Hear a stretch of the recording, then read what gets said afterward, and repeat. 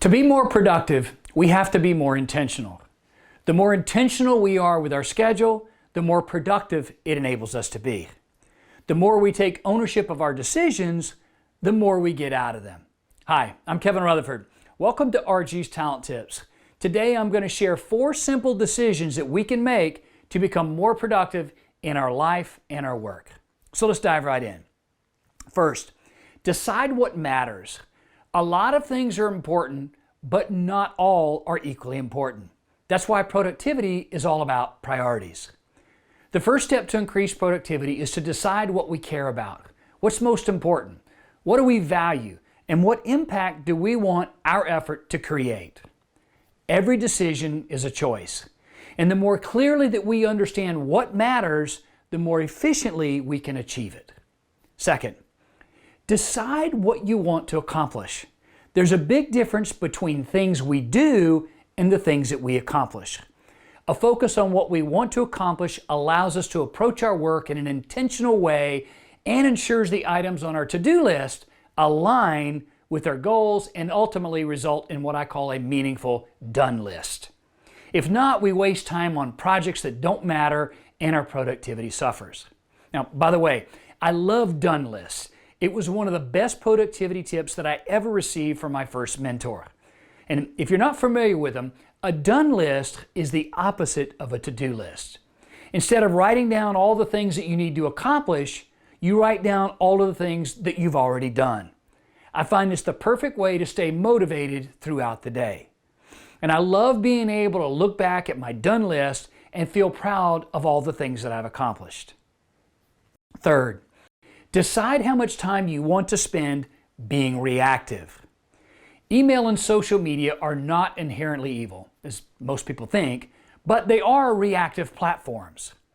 And I must admit, I have a love-hate relationship with email. Because when we dip into our inbox or get a notification from a social platform, we are reacting to other people's inputs. And we do it a lot, according to a recent McKinsey study. They found that the average professional spends about 28% of the workday reading and answering email. Now that equates to 2.6 hours and 120 messages received in a single day. Now, the actual time you may spend could be a little bit more or a little bit less. But either way, I think we can agree, it's too much.